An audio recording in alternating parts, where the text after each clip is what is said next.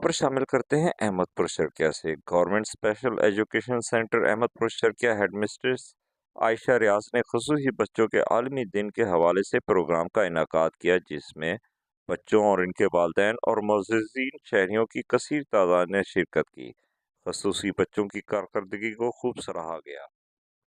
कौमी तराने के लिए तशरीफ लाए बच्चे प्रोग्राम की आखिरी एक्टिविटी है। इसके बाद बच्चों को कुछ रिफ्रेशमेंट दी जाएगी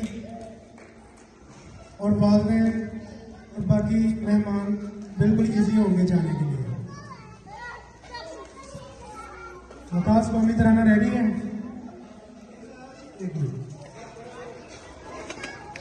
कौमी तराने के लिए तमाम लोग खड़े हो जाएं।